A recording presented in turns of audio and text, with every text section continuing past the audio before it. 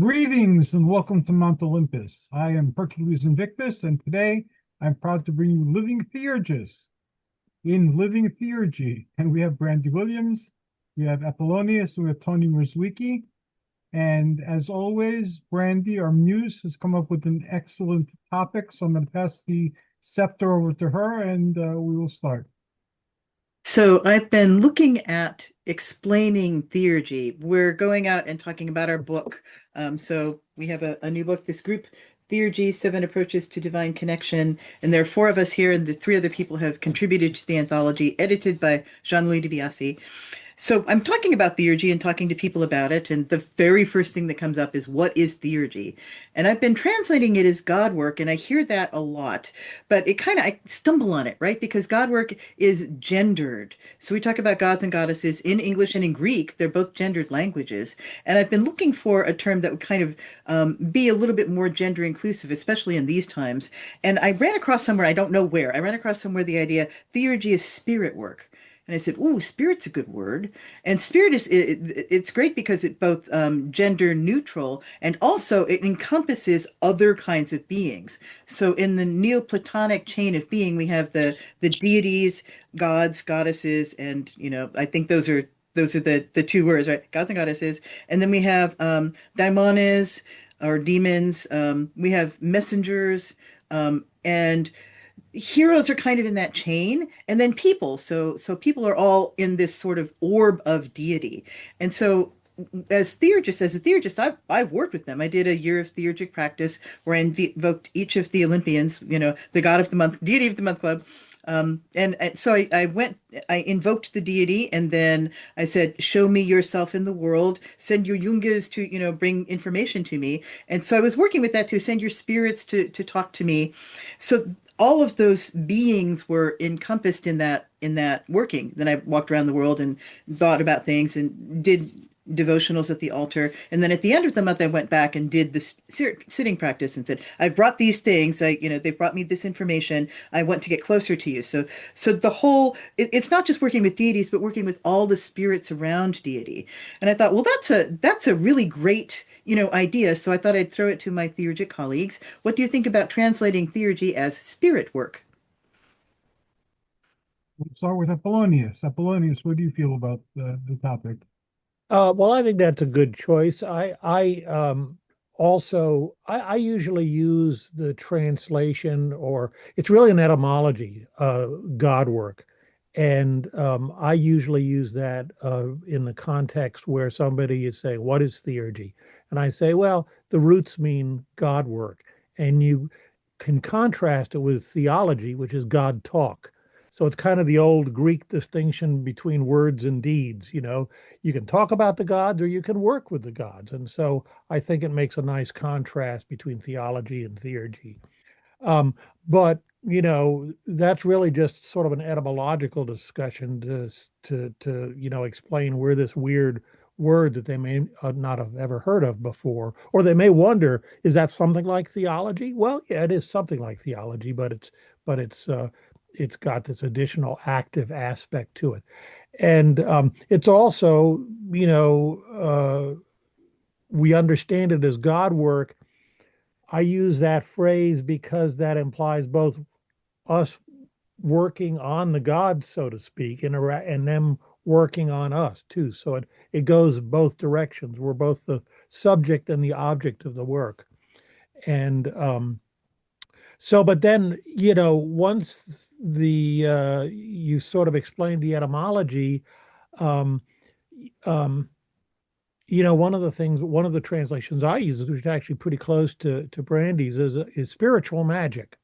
That the goal is spiritual. We're contacting with deities in the broad sense, and it's magic. It's the same sort of practices that are used in other kinds of magic, but it has a spiritual purpose as opposed to a strictly utilitarian kind of purpose. Um, and so I spiritual magic is another translation I use. Another one is divine magic. So this theos in ancient Greek especially is a very kind of slippery term. Um, And yes, it's gendered, um, but we see it used, sometimes in consecutive lines in the singular and the plural, and with a definite article. So it's God, the God, gods, all of those things can be referring to the same sort of divine presence or divine being, or divine beings, and not even clear about how many are necessarily being spoken of. And so in some ways, theos in ancient Greek, at least, I don't know so much about modern Greek, but in ancient Greek, it's it's almost like a mass noun, so we can talk about the waters of the Nile River or the water of the Nile River. And it's they're not identical, but they're kind of very close. It's just that divine stuff, and the divine stuff comes in sometimes in multiple different forms or sometimes in one form. So anyway, and I point out that the yeah. So I mean, I would say maybe divine work would be if I wanted to keep the sort of the work part of it, and that, in my mind at least, would encompass all of the various beings. Like Brandy said, I absolutely agree. We are often working with daimons or with angels or with other sorts of spirits as well. Thank you very much, Tony. Well, we all agree that theurgy translates to God work, and as Brandy pointed out, that the term God, while conveying the notion of divinity, also conveys a sense of gender, namely male. So many get around this by referring to gods and goddesses. This term, however, is cumbersome, but it omits things like hermaphrodite deities. So what I do is I get around this by referring to deities, which is a term that has no attached gender. So Apollonius came up with the term divine magic, which I think works really well. Possibly deity work might work as well. If anyone's interested in the deities which don't quite neatly fit into convenient pigeonholes, Cassell's put out an encyclopedia of queer myth, symbol, and spirit, gay, lesbian, bisexual, and transgender lore in 1997, and that's by Randy P. Connor, David Sparks, Maria Sparks, Gloria, and Zaldua. Unfortunately, it's out of print, but I managed to find a PDF online. It's freely available. Many of the Greek deities that we refer to are bisexual and occasionally gender fluid, so all of us who are working with them are familiar with these sorts of archetypal energies. So, for instance, Aphroditos was perhaps the male form of Aphrodite. Statues of him showed him with a female figure, breasts, narrow waist, long hair, women's clothing, but also with male genitals. He originated on Cyprus and arrived in Athens in the 4th century BC. He was sometimes celebrated in transvestite rites. Hermaphroditos was the son of Hermes, messenger of the gods, and Aphrodite, the goddess of love. His name is a combination of both of his parents. And if we refer to the writings of Ovid, he was born a very handsome boy with whom the water nymph Salmacis, or Salmakis, I should say, fell in love, and they prayed to be united together. The deities granted the request so that he and the nymph could be united in such a manner that the two could not be called a man or a woman, but were both, namely hermaphrodites. My primary deity, Eon or Zervan, is a hermaphrodite, and for years I've been conscious of needing a respectful way of addressing this particular deity. He and she only go part way, while it is respectful. So I've been aware of the need of politely referring to deities for quite a long time. So I'm personally loath to change the term theurgy, which has been adequate for 2 millennia. In the few short years that this panel has been operating, the pagan community has gone from largely being unfamiliar with the term theurgy to having at least a vague understanding of what theurgy is. The other issue that Brandy brought up was exactly who should be worked with in theurgy. For me, the aim is to experience and unite with the divine. So I see daemons and other spirits as intermediaries, between humanity and the divine. So as such, they're a halfway house of sorts. Many of the ancient magicians would have a familiar spirit, personal daemon, or paredros at their disposal to empower their workings. These days, adept magicians have an HGA, Holy Guardian Angel, specifically. So we've previously discussed what the Holy Guardian Angel is equivalent to. So the HGA or higher self isn't an end itself, but rather a signpost on an ascension path up the Kabbalistic tree of life. So I see daemons and the like as something that you work with in an effort to attain to the divine. But if you just limit yourself to deities, that can be challenging as well, because then you have the matter of divinized humans. Consider the case of Antinous, who lived from 110 to 130 of the Common Era. He was the youthful gay lover of the Roman Emperor Hadrian, and he was deified by Hadrian after he drowned in the Nile. Hadrian erected temples to him throughout the empire and founded a city named Antinopolis in his honor near the place where he had died. Antinous had a cult built around him where he was worshipped as a god and was a model of youthful deity. A few years ago, there were at least a couple of groups of gay pagans working with Antinous. One of the groups was headed by a guy called Philippus, who those of us who are regulars at Pantheacon 15, 20 years ago probably would have met. The guy actually had a PhD in Celtic studies. He focused on werewolves and the like. Very intelligent, very amazing guy. So actually, I have a question for the group.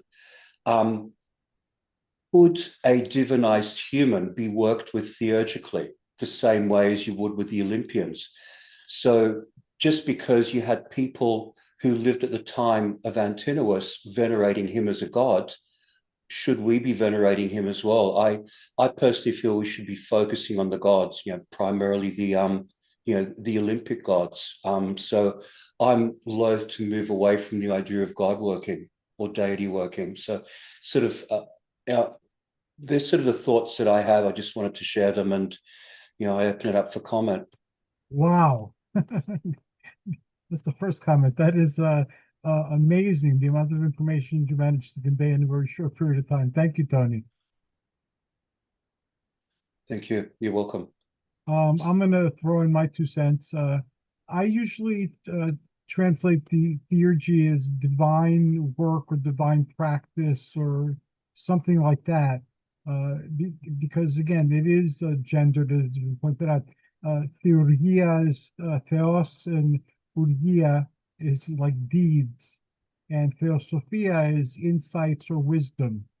So I've always used the 2 words to represent like the totality of Greek shamanism, and I mix in theologia with the theosophia, since that's basically esoteric studies and the theosophical system that was developed during the Alexandrian or Hellenistic period in Greece and Egypt and every other place that Alexander happened to touch. So I use the word divine, and deity is a good alternate to that. I hadn't thought of using deity, but I will play with it and see how that resonates. And also divinized humans, I count them in the Olympian multiverse, the version that I'm familiar with and that I operate in. And it is very similar to the comic book multiverses that we're getting now in movies. There's a whole universe. The Gnostics were great at this, I found. With the Gnostics, it's the same cast of characters, more or less, but sometimes they're good, sometimes they're evil, sometimes they're kind of like in the middle, and they play all these different roles, some of which are contradictory.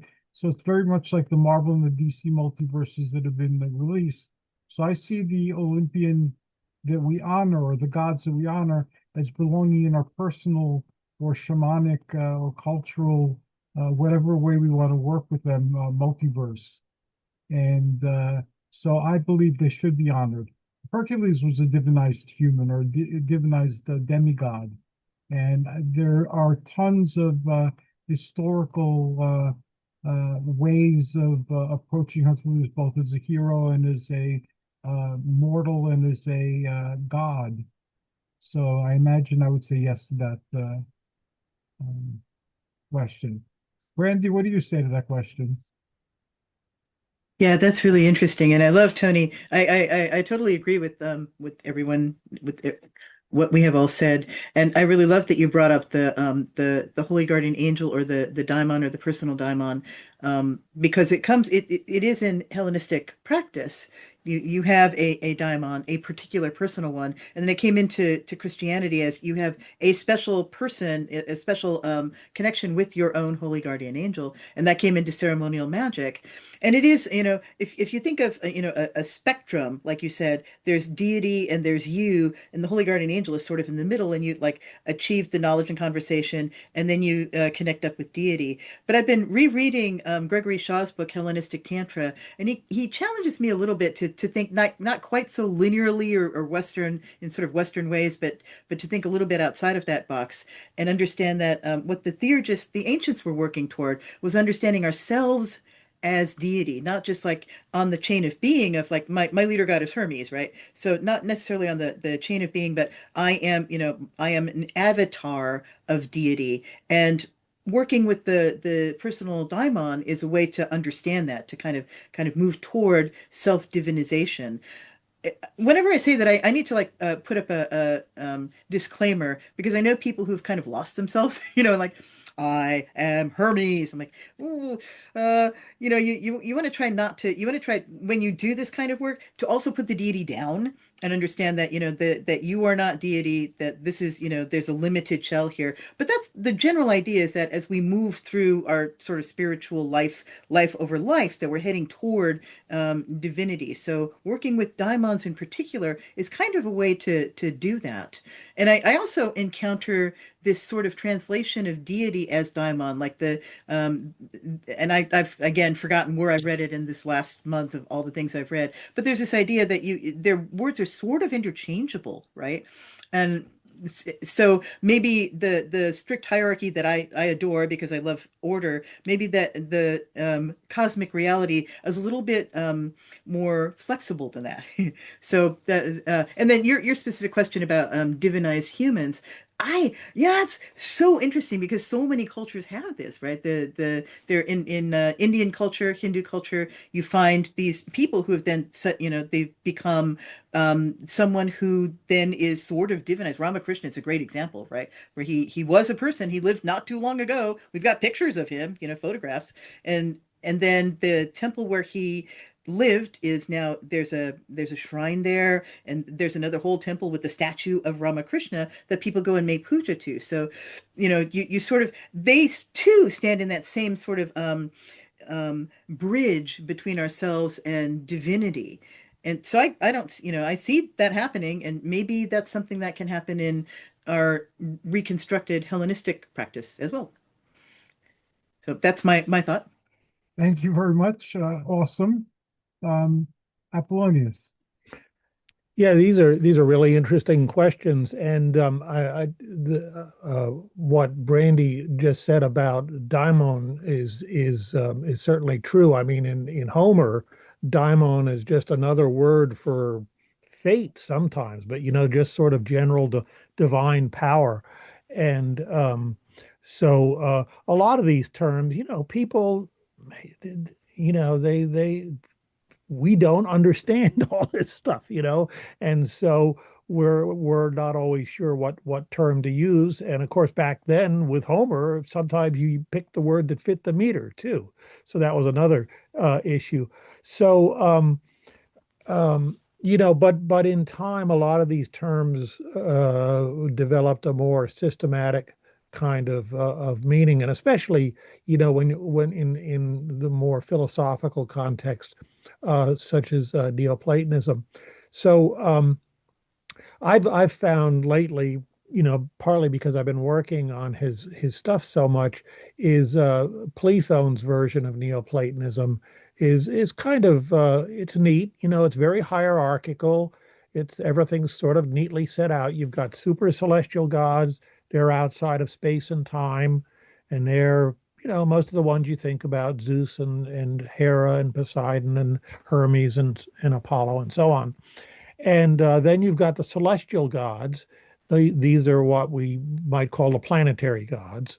So they are also eternal, but they're inside time and space, just like the planets move around forever, around the Earth, if we take that cosmology. And then you've got the daimons, which are sublunar. They exist on the Earth with us, in the air, under the Earth, and they tend to be, but they're also in space and time. They tend to be um, also immortal, but some of them may be mortal as well. And then you've got other spirits, I'll call them that, such as the heroes that are essentially deified. Uh, Deified, not exactly deified. What do you mean by deified? Do you mean they've been raised to the level of daimons, to the level of celestial gods? Certainly not. To the level of the super celestial gods? Certainly not. So they're kind of there somewhere around the same level as the daimons.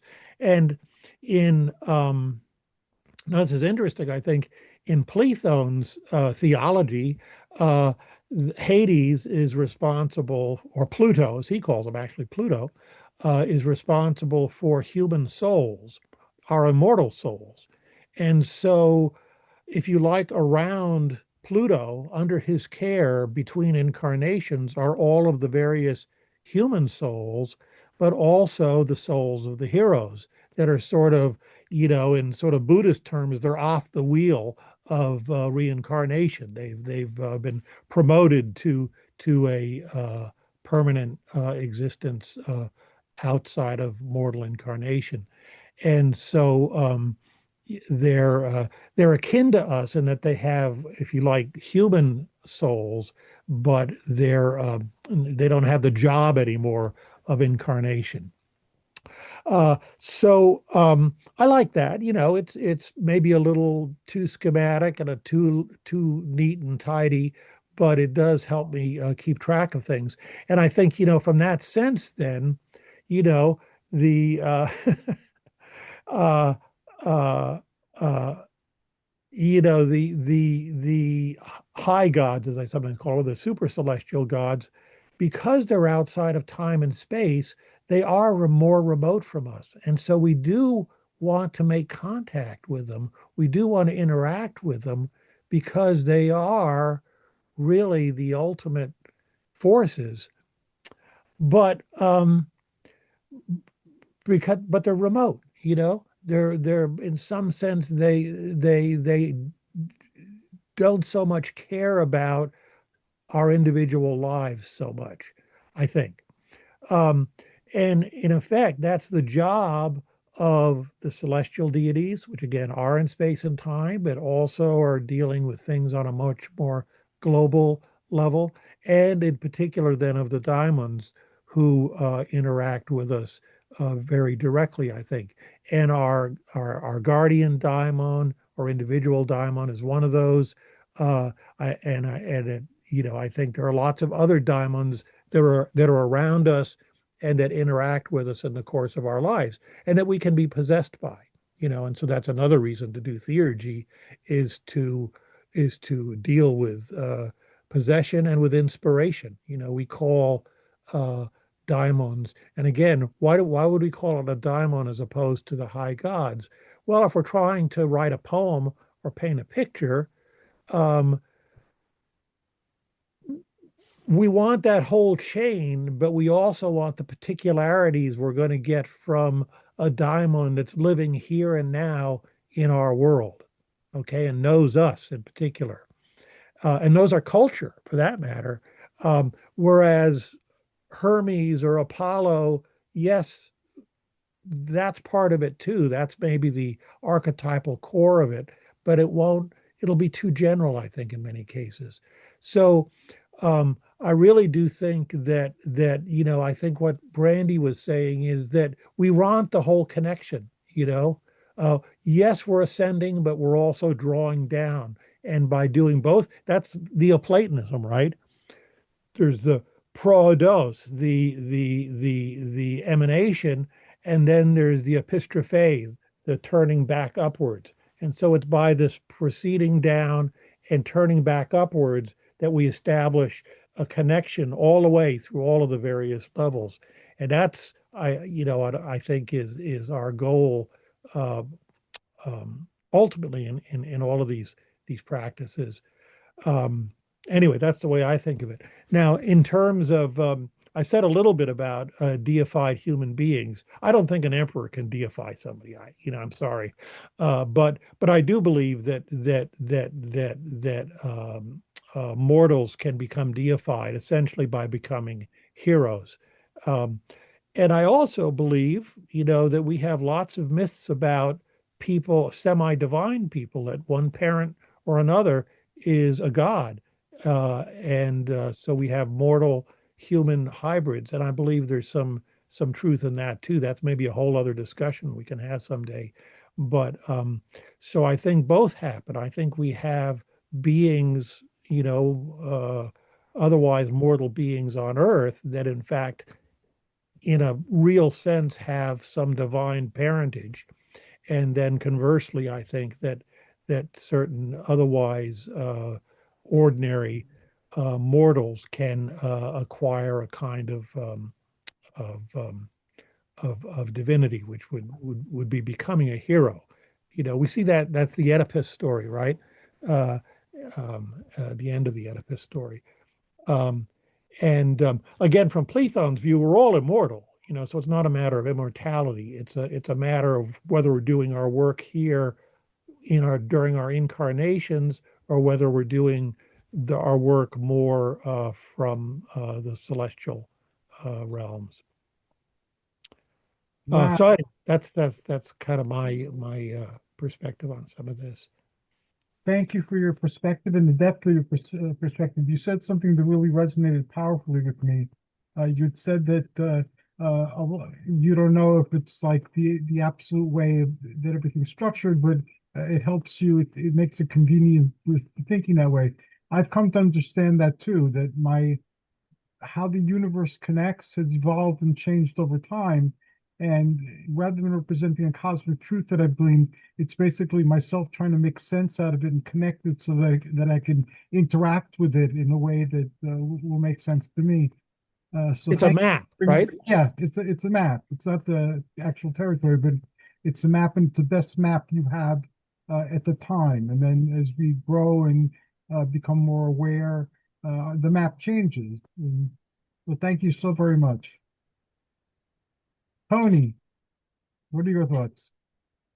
I liked what Apollonius had to say about the divinized beings, the half divine, half human beings. I think a lot of the heroes actually were beings like that. And I kept thinking about the modern version of that, where you have a number of people who refer to themselves as indigo children or star children, where they're part extraterrestrial, part human. You've got like a hybrid alien human DNA. Perhaps there's some sort of strong connection between those. And like you, Hercules, I enjoyed what Apollonius had to say about coming up with something fairly arbitrary and then jumping in and doing it. It's like dipping your toe into a body of water before jumping in. You may not quite know what the water's like, but you dip your toe in first. You've got to take that first step. So you start off with some sort of ad hoc system, you immerse yourself in it, and then who knows where it's going to take you. But unless you take that first step, nothing's going to happen. So I see what Apollonius had to say as a message of hope. Almost certainly so. Thank you so very much, Tony. I have so much to think about. I'll be meditating for weeks based on what we talked about today. That's the best thing about these panels. We all walk away with a lot to think about. Most certainly so. And again, I want to thank everybody, but I want to thank Brandy in particular. She is our muse, and She's our muse. She's played a very significant role in our conversation. So thank you, everybody. Thank you, Brandy, too. You and her were there at the very beginning. And if it wasn't for the two of you, we wouldn't have this panel. And I just said, Hercules, go to work. Yes, she But sometimes that's what it takes. Sometimes someone just needs a push in the right direction. Can we go to the round, Hercules? Or sure. did I'm glad we're all, we're all together anyway. Yeah. To comment on what Tony said and what everybody said, I too believe we're already divine. I believe it's a matter of realizing that we're already divine more than becoming divine. And when I had an experience, I might have shared it here, but I did share it like enough times, so it's become one of those stories I share. Um, I was reading Unarius, which is an outer space kind of theosophy, and I was reading their books on Atlantis, and the Unarians. I've been interacting with them on and off for like 15 years because what their practices are ancient, and they're not really aware of how ancient what they're saying and what they're doing is. So I learn about what the ancients might have been thinking by watching what they're doing, what they're thinking. But they believe that in their accounts that they have in their books, that you can interact with it directly. So it's a very shamanic type of thing. In our culture, Gumby and Pokey used to go into books all the time. I don't know if you guys are old enough to remember Gumby and Pokey, but it's kind of like the same thing. You enter the world through the books. The movie The Never-Ending Story had the same concept. So anyway, Herodotus was um, the figure that was narrating about Atlantis and in the early days when Poseidon was mortal king and things like that. So I had questions, so I figured let me try out, like Apollonius was saying, with dipping your foot, and I'll try their thing about interacting with the characters in the book to see what happens. And I was already familiar with active imagination and dream work, so we're working with egregores and tulpas and things like that. So I was surprised though when an entity claiming to be Herodotus appeared and identified itself as Herodotus. So I said, "Are you the real Herodotus?" So he said, "Are you the real Hercules?" And I said, in a matter of speaking, yes. I said, "I'm the Hercules who's here now doing this." So he laughed and said, "There you go." And I interacted briefly. There was like chit chat, and then he proceeded, without my asking, to explain to me a lot of things I didn't understand about Herodotus's histories and the relation of the Greek Hercules to Melkart of the Phoenicians. And I got tons of information that was composed of little things I gathered in my own studies, but that didn't connect yet. And he connected all the puzzle pieces. And Herodotus still comes, or the entity claiming to be Herodotus, comes occasionally to clarify when I'm in those waters, still going back to those pieces of information, those puzzles.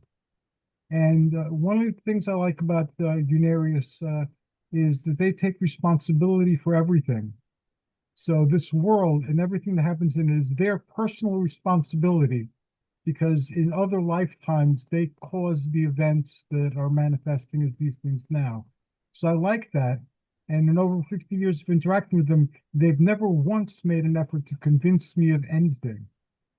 And they get very offended if you refer to them as a religion or a cult or something. So anyway, that's how I feel about the immortality and whatnot. And the Hercules archetype is one that I resonated with as a child and I had connections with as a child, and similar type figures, including Popeye, just Herculean type of figures were part of that. And as I grew older, I studied them. I was Thor the Barbarian for many years. I had a television show, and so I my way of understanding these things is to live them. So I was Thor in all his guises, mythological and cartoon and whatnot. That was a journey that took 15 years. So I think we're already divine, and that this is part of our dream, and that we're digesting the dream now. So that's what I think. Back to you, Brandy. Spoken like a true theurgist, Hercules. The way I Well, understand something is to live it. I just have to say, just really fast, did everybody see that the Lives of the Emperors is actually hit the bestseller list, Sunday New York Times bestseller list this week? The new wow. translation from Penguin. That is, yeah. So speaking of books, because it deals with Roman culture, which was a republic and then turned authoritarian. And we kind of wonder if we're in that times ourselves. Mhm. So we kind of were looking at the lives of the emperors. It became popular. Um, so I wanted another round because Apollonius said something so interesting. You said something about not just assuming, carrying or channeling or aspecting deity, but also doing that with the spirits. And that's kind of where my work is currently. I'm working on a book where I talk about working with deities, but also working with the daimons in particular. Um, and and that is kind of where I'm trying to explain like what the daimon is, and we get what the Neoplatonists thought, what the ancients thought, and then we also have what it became in ceremonial. And so that's sort of where my learning is. And someone said something about like channeling them, and I there was a point where I did the spirit of initiation. I did one of the Eleusinian mysteries, and I was responsible for trying to figure out how to do an apoptaic initiation, the next step, after the Eleusinian, then there was a deepening of the mystery. And so I invoked the spirit of initiation. Telete is how I'd say it, and I'm sure both of you will have a different way to say that.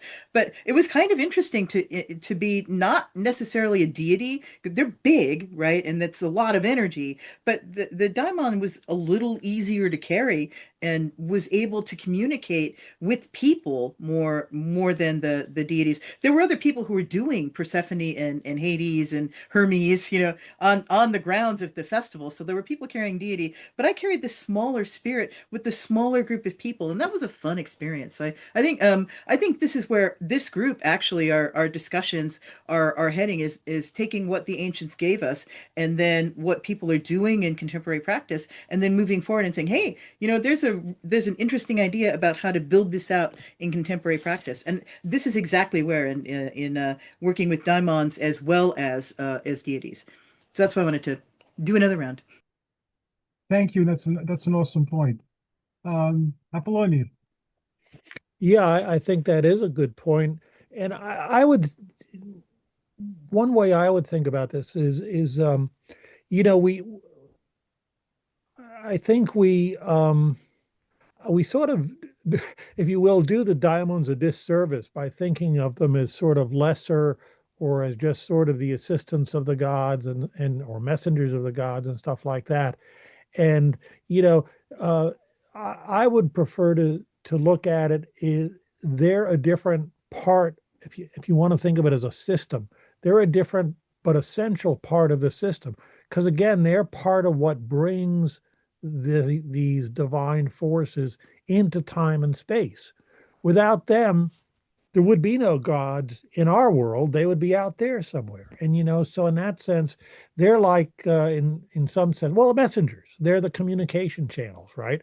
But they're not only just communication channels; they're force channels as well. So they're necessary for there to really be this connection with the divine at all. So I think um, in what I'm trying to express is we shouldn't feel like we're sort of doing something lesser, either less important or I don't know, less meaningful if we're working with diamonds as opposed to working with the high gods. Because the way we work with the high gods typically, I think, is through the diamonds. So something that I sort of a conclusion I arrived at on my own, and then later I found in Plutarch, uh, and offhand I don't remember where he wrote it, but I thought, oh, it's in the on the Daimonion of Socrates, where he says, you know what? Uh, diamonds often have the same names as their parent or originator gods. And so, when you invoke Hermes, say, and a being shows up and says, hi, I'm Hermes, well, chances are it's actually not the high god Hermes, it's actually a daimon. But that's just fine because you're in time and space, they're in time and space, and so that way you can communicate with them. The connection is established. You've got a USB-C plug and a USB-C socket to put together, and so you can talk to each other. And you're probably working on something like an initiation, like Brandy was doing, or something else that's here in the here and now. And so you want a divinity that's not just going to inspire you with that. I'll keep using Hermes as the example, that Hermes archetypal energy, but you also want that energy instantiated here and now because I'm doing this ritual and I want to, channel this energy out into the rest of the group or whatever it may be. And so I think we in some sense we need to I would suggest that most of the time we are and should be working with the daimons as a way of working with gods. And again, especially if we're doing some kind of voluntary possession or taking on a divine energy. Again, I think it's usually the daimonic energy fits, if you like, our bodies in time and space better than this sort of very remote energy, which is the same Hermes that was acting in ancient Greece, which is not necessarily the same Hermes you want acting in 21st century America. And I mean, in a broad sense, yes, but in a particular sense, no. And I think, often it's the particular is what we're interested in. So again, if you're calling on divine inspiration, which is again a kind of voluntary possession, then it's probably more useful and also safer and in general more appropriate to be looking for a daimon to do that. Even if you call them by the name Hermes, say, you understand, or at least this would be my way of thinking about it. You understand it. Well, okay, yeah, this is Hermes representative here, kind of like, and my personal connection with the Hermes energy. That would be my way of thinking about it anyway. Give Diamond some credit. They're they're the workers. I believe that as well, that if you're getting Hermes, it's not necessarily the Hermes from antiquity, or that the Hermes from antiquity were all necessarily the same. And after Tony shares his thoughts, I'll go into how it's translated to modern Greek, that whole the daemoness and their functions and things like that. Tony. One of the thoughts that I had while Apollonius was talking was that within Christianity, there's a very similar sort of belief that if you call on one of the archangels, it's not the archangel that comes to you, it's one of the angels underneath that particular archangel. So Apollonius was basically saying, and you as well, that everyone seems to be saying that that when you call on a particular deity, it's not the deity that comes, it's it's a daemon working underneath that deity who comes to us. So the question that I have is whether you'd be able to get the same sort of benefits by working with that deity as you would if you had direct access to the deity, or is the deity basically like training wheels, someone who enables you to start experiencing aspects of that deity, and as time goes on, the distance between you and the deity becomes less and less until you can finally make contact, because I imagine it's much easier to make contact with a daemon than it is to make contact with a deity. I think we're going to have to do this discussion a few more times. Yes, I think so. Just to go around the table. I'm being hit with ideas that I hadn't sort of quite worked before. But like I said, the fact that this idea occurs within Christianity implies that it's some sort of universal truth that people are tapping into.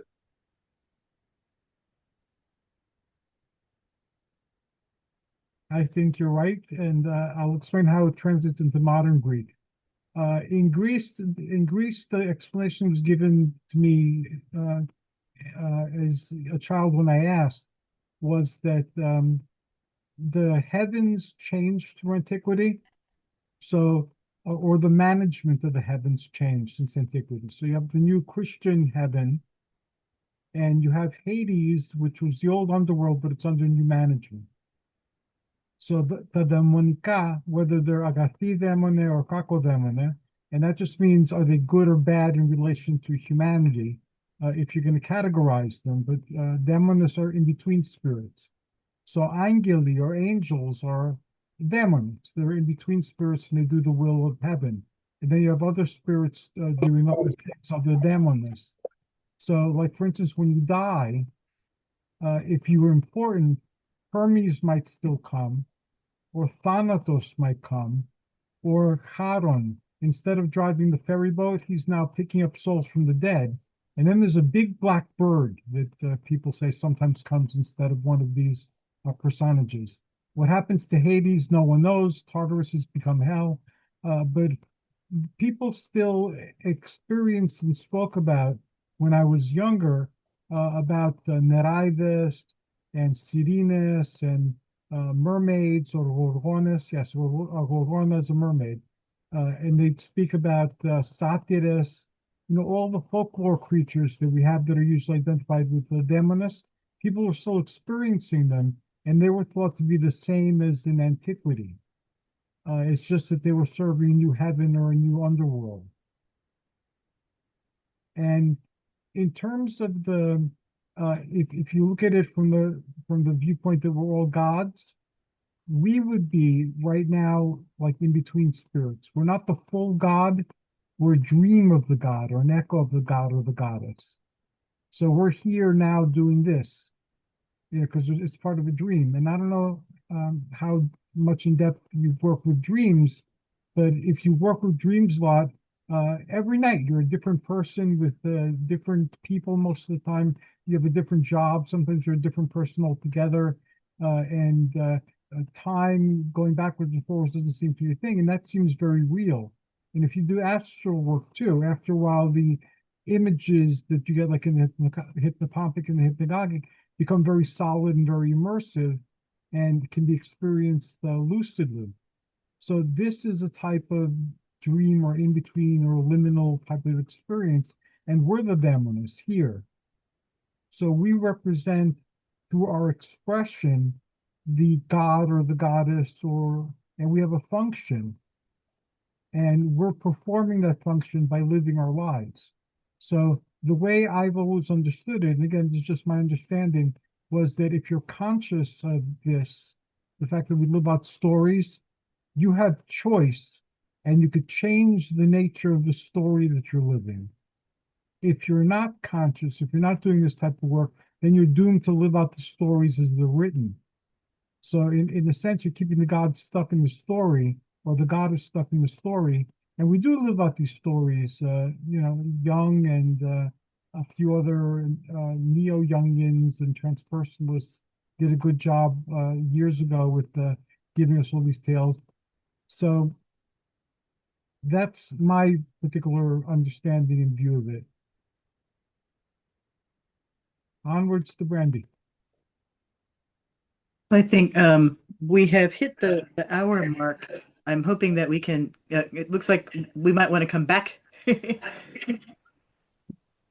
Yeah, I'm sorry, I'm feeling very verbal today. I Oh, normally yeah, no worries. I was stopping because it looked like Tony needed to do something. No, I think that was our hour. We should definitely come back to this topic for sure. But I was thinking that we might want to do like what we're going to do and how people can contact us. Are we good with that? That's an excellent idea. Brandy, how can people So find you and contact you and tap into what you're doing? I want to talk first about the group because we're going to go to BigCanaCon in Minneapolis at the end of March, third weekend in March, and the four of us will be on a panel.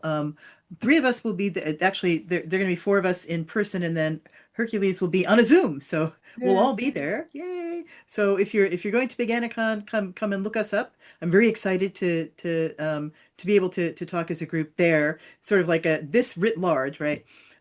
So there's that. Then people get contact with me, Brandy Williams, author, on Facebook and Instagram, and I do a Pathos blog, which I haven't done in a while. I need to do one, Star and Snake. And I just have one really fun thing to do. So this book here, I wrote Practical Magic for Beginner. I talk about the books that of Llewellyn's that did not go, but this book here, Practical Magic for Beginners, they just reissued. I wrote it in 2005, 17th printing, and they've got a new cover. So I'm in my orange era. And they were kind enough to send me a copy of the new look of the book. So I'm very happy. I also want to say when people do orange covers and do white lettering, that kind of disappears, but you can actually see this one. I'm really pleased that the company actually paid attention to like being able to find it on your shelf. That's me. Thank you very much, you. And again, you're awesome. And I look forward to reading this book as well as your other books. I'm a big fan of Brandy's. And she wrote my favorite book on theurgy, which is For the Love of the Gods. So I can't wait to read this one. This one is the first one. So it's or first Llewellyn one. So it's like 2005. So it's a reprint. Oh, okay. Thank you. Apollonius? Well, good. Thank you. I'm going to be, as Brandy said, on the panel at Paganicon. I'm also giving a presentation there on Plethone, the first neo-pagan, and his, I mentioned earlier, his Neoplatonic polytheistic religion. And tomorrow, actually, I'm going to be teaching a course for WitchCon on practicing ancient ritual magic, basically magic from the PGM, from the Greco-Egyptian magical papyri. And my I mentioned last time I was doing essentially an icon deck of Plethone's gods. I have completed it, and I am waiting for my proof copy. And so by the time we talk next time, that should be available as well. So that was my big accomplishment for the last month, I think. And I think that's all for me. Oh, and getting a hold of me, I'm at opsopaeus.com, opsopaus.com. And I'm also John Opsopaeus on Facebook. And you can email me through either of those. And I've been a big fan of Apollonius under all his names over the years. Hidden in his new websites are links to his old websites, which are amazing. There's like the Alexandrian Library, a modern equivalent there, as well as his thought. Thank you very much for everything, Apollonius. Thank you. And Tony, who's the scholar who has a monopoly on really, really, really, really, really, really, really obscure but accurate information, and who's given us a lot of information on working with the old Greco-Egyptian papyri. How can people reach you and enter your world, Tony?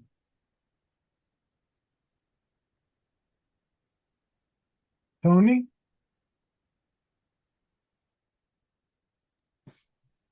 Hello. Hi. Yeah, I was having problems with the microphone. I had to unplug it. So I have a blog on Pathos called Holistic Spirituality, and there's also, you can also contact me through Facebook. As with Brandy and Cleo and Apollonius, I'll be at Paganicon. We'll all be on a panel together. I'm also giving a talk at that event on Greek religion and nature deities. And like Apollonius, I'll be involved in WitchCon online, which starts tomorrow. And I'll be doing a presentation on perceptions of Hecate in ancient times and also modern times, how the perception of Hecate has changed over the millennia. So I'm looking forward to doing that. Still trying to get my presentation finished. It's, always doing a little bit of 11th hour work. And I'm sure it's going to be wonderful when it's finished. I hope so. Thank you. I look forward to seeing you all at Paganicon, and I will leave you with one story before we sign out. One of the other things that was told to me when I was growing up in Greece was that Christianity is not what it appears to be. That basically Ares got very mad at Paul for talking on the Areophagos, on the rock of Ares. So when the Christ came into Greece, he was killed by Ares, and Ares assumed his guise. And that's why Christianity became a religion for warriors. So that wasn't just the opinion of one person. I've heard that story very many times in growing up, and we'll, I guess, look at it more closely in our next gathering. Thank you, everybody, and I look forward to Paganicon and before. Good night. Long night. Good night.